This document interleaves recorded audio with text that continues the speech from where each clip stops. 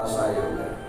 अब जितने उनकी अनुयायी है सब कपड़े छोड़ के भाग गए, प्रेम से एक नहीं देना चाहते वैसे सब छोड़ के भाग गए। अब लेके गए, अब किसी को कैसे पहनना है, किसी को आता तो है नहीं, राजसी वस्त्र कैसे पहनेंगे, ऐसा कहा जाता है कई सारे ग्रंथों में। वहां पे एक दर्जी महाराज होते हैं जो कपड़े को बनाते हैं, कहते हैं महाराज अगर आदेश दे दे तो मैं भी थोड़ा सा इसको साफ सुथरा करके बना दूं। तो दर्जी ने सहायता की, भगवान ने कहा आशीर्वाद दिया है कि चाहे कोई कितना भी कम कपड़ा लेके आवे लेकिन आपके हिस्से का बच जाए। हाँ, सब बनाने के बाद भी आपके हिस्से का कपड़ा बच सकता है। कुछ दूर और आगे चले तो दासी मिलती है सैरंद्रे। दाशम अहं सुंदरं कंस सम्मतं श्रीवक्रणो अनुलेप कर्मणि मद्भावितं भोजपतिरतिप्रियं विनाय वामन अस्मदति। भगवान कहते हे सुंदरी कौन हो आप? ये दासी कैसी है? तीनों तरह से टेढ़ी मेढ़ी है, ऊपर निकला हुआ है, पीछे बड़ी मुश्किल से झुक झुक के चलती है। और भगवान ने शब्द निकाला है हे सुंदरी तनिक ठहर जाओ। उसको लोग पत्थर मारते हैं, बच्चे कुछ बोलते हैं उनको गालियां देती है, जो भी कुछ बोलता है उसको गालियां देती है। लेकिन भगवान ने कहा कि हे सुंदरी तनिक ठहर जाओ, तो पलटी और पलटने के बाद बहुत रोषपूर्ण दृष्टि से देख रही है। अच्छा, रो भी रही है, आंख से आंसू भी निकल रहे हैं और रोष भी बहुत है, जैसे किसी को जला के वस्तु कर। भगवान से पूछते महाराज आप वो कौन, पहले ये बताओ। भगवान ने कहा क्यों पूछ रहे हो? कहा इसलिए पूछ रहे हो जब से मैंने जन्म लिया तब से दुख ही दुख मिला। कोई मुझे कुबड़ी कहता, कोई मुझे त्रिविक्रमा कहता, कोई कुछ कहता, कोई कुछ कहता, परंतु मैं ऐसी हूं इसलिए मुझे फर्क नहीं पड़ा। देखो आज पहली बार आपने मेरे मन को दुखाया है, मुझे आप सुंदरी कह रहे हो। क्या मैं आपको सुंदरी दिखाई देती हूं? सुंदरी ऐसी होती? भगवान ने कहा बिल्कुल। भगवान कहते हे देवी मैं कभी भी किसी के तन को नहीं देखता, मैं कभी भी किसी के बाह्य सुंदरता से प्रभावित नहीं होता। मेरे लिए तो आंतरिक सुंदरता का महत्व है, आंतरिक सुंदरता का महत्व है। आदत बुरी सुधार लो बस हो गया भजन। आदत बुरी सुधार लो बस हो गया भजन। भगवान कहते हैं जिसका मन सुंदर हो। कैसे सुंदर हो? कहा भले आप कंस के साथ रहती हो, कंस की दासी हो, परंतु आप करते क्या हो? उसने कहा मैं कंस को अंगराग, उबटन लगाती हो, चंदन लगाती। कहा जिसके कर्म इतने सुंदर हैं कि वह असुंदर व्यक्ति को भी सुंदर बनाने का प्रयत्न करे। यानी उबटन लगा रही है, चंदन लगा रही है, सुंदर बना रहे हैं। तो जिसके अंदर सुंदर बनाने की भावना हो कभी भी असुंदर हो सकता है क्या? तो भले ही आपका ऊपरी स्वरूप कैसा भी हो, परंतु आंतरिक दृष्टि से आप बड़ी अच्छी, बहुत सुंदर। अगर आप कहो तो मैं थोड़ा सा चंदन लगा लेता हूं आपके हाथ से लेके।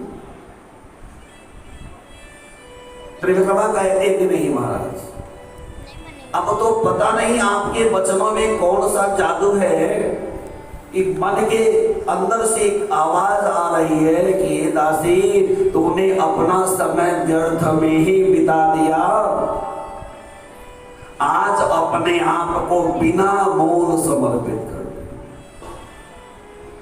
मैं दूंगी नहीं, मैं स्वयं चंदन लगाऊं। बड़े सुंदर ढंग से बलराम जी को श्वेत और भगवान श्री कृष्ण को पीत चंदन लगाया, अंगराग भी लगाए, बड़ा सुंदर। वैसे भी प्रभु का स्वरूप बड़ा सुंदर है, और जब अंगराग वगैरह लगा देती तो और सुंदर लगने लगी।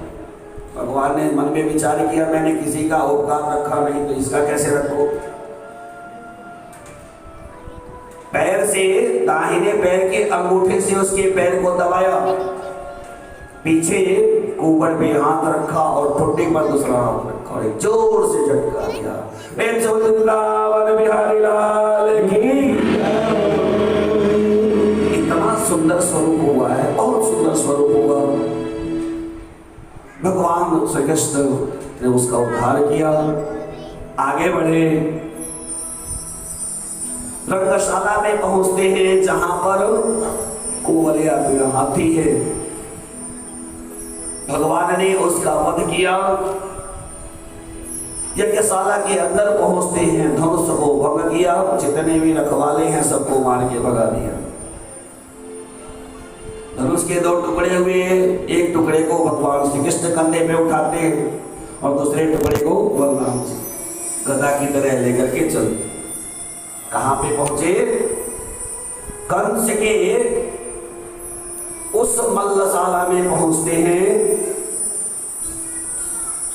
कंस के उस जगह पे पहुंचते हैं जहां पे बहुत बड़े बड़े पहलवान हैं, चारों ओर मुष्टिक, तोशल, शल, धनुर्धनुष।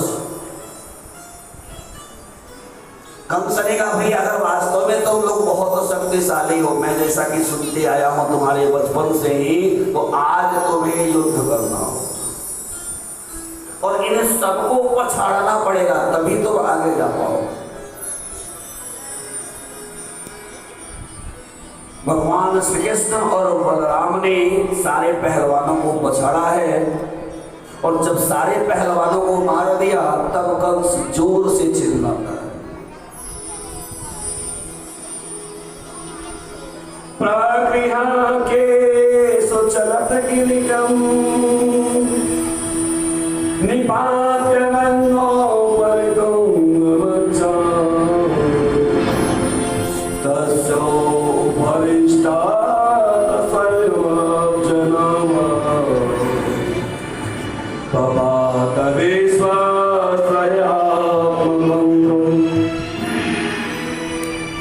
अरे कोई पकड़ो, मैं आज सबको मार डालूंगा, मैं नंद को मार दूंगा, मैं वसुदेव को मार दूंगा, यहां तक कि मैं उग्रसेन को भी नहीं छोड़ूंगा, उसको भी मार दूंगा। शब्द है, भगवान समझ गए कि अब यह एकदम से बोला आ गया। भगवान उछल के उस मंच पे सवार होते हैं जिस मंच पे बैठा हुआ है, कई सारे ऊंचाई के मंच पे बैठा हुआ है कंस, और उस मंच से भगवान सीधे उठा के उसको पटक देते हैं।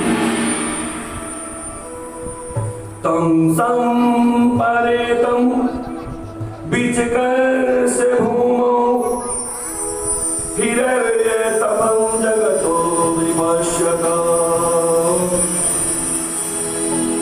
हाहेति शब्दं सुमस्तकलभूति इति सर्वे जनरेन्द्रेन्द्र।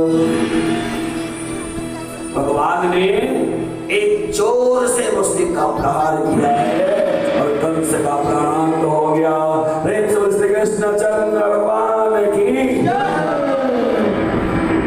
भगवान ने कंस का वध किया। कंस का जब वध होता है तो कंस के साथ 4 भाई और हैं, वो भी आए। बलराम जी ने चारों भाइयों को धराशायी कर दिया। फिर उसके बाद भगवान श्री कृष्ण वहां से चलते हैं, तो कंस का वध कर दिया। सब लोग साथ में हैं, मथुरा का राज मुकुट है, तलवार है, सब चाहते हैं कि भगवान श्री कृष्ण का राज्याभिषेक करवा दे। भगवान श्री कृष्ण चले कारागार की तरफ, तो जितने लोग हैं सब सोच रहे आज भगवान अपने माता पिता को मुक्त कर देंगे।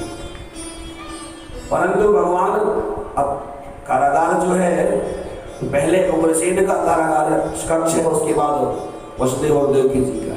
तो उग्रसेन के कारागार के पास जाके खड़े हो, सबको आश्चर्य हुआ, बताओ तो सही, भगवान को जाना चाहिए पहले वसुदेव देवकी जी के पास, उनके हाथ की हथकड़ी पाँव की कड़ी कटवानी चाहिए। ये उग्रसेन जी के पास पहुंच गए, उनके हाथ की हथकड़ियां खुलवा दी, पैर की बेड़ियां कटवाई,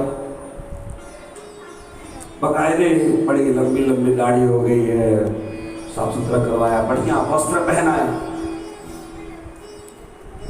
बड़ा सुंदर सम्मान किया है। भगवान कहते हैं कि हे नाना जी, अब मैं चाहता हूं कि आप मथुरा के कार्यभार को स्वयं संभालें। उग्रसेन कहते हैं तो ये कैसी बात कर रहे हो? अरे यह मथुरा का राज्य तो तुम्हारे अधीन हो गया, अब तुम्हें संभालना चाहिए, तुम ना जा बनो। क्योंकि कंस इतना दुष्ट था कि उसके अत्याचार से संसार पूरा त्रस्त था। आपने उसको मार करके संसार का उद्धार किया, तो आपको मथुरा का राजा बनना चाहिए। भगवान ने कहा नाना जी ऐसा है, मैं कभी भी कंस को मारना नहीं चाहता, मैं तो आराम से बंसी बजा रहा था, लेकिन कंस की वही नियति है जो जीव की होती है। जीव विषय वासना के चक्कर में पड़ करके काल के पास स्वयं चला जाता है। कंस ने निमंत्रण दे करके मुझे बुलाया था, मैं तो जाना ही नहीं चाहता, जबरदस्ती बुला के लाया। कंस का पद पहले ही मैंने किया है, परंतु मैं चाहता हूं कि आप यदुवंश, वृष्णिवंश और अंधक वंश तीनों की राजा बन के। भगवान कहते यद्यपि यदु को श्राप मिला हुआ है कि उनके वंश में कोई राज्य नहीं करेगा, परंतु मैं सहायता करूंगा और आपके राज्य में सुधर्मा सभा की स्थापना करूंगा। केवल धर्म के अनुसार शासन, सब कुछ करवा दिया, मुकुट पहनवा दिया, तलवार दे दी। अब अगर आप अनुमति दे तो हमारे माता पिता को भी मुक्त कर दिया जाए। जितने लोग हैं सब आश्चर्यचकित, बताओ उसे, जो माँ जो पिता इस प्रकार से कष्ट उठा रहे हैं, इतना कष्ट उठा करके इनको पहुंचाए, उनके लिए इनके बाद में नंबर आता है। पहले उनको मुक्त करवाया जिनके पुत्र ने बंदी बनाया। भगवान गए, जाने के बाद देवकी को मुक्त करवाया है, वासुदेव जी को मुक्त करवाया है।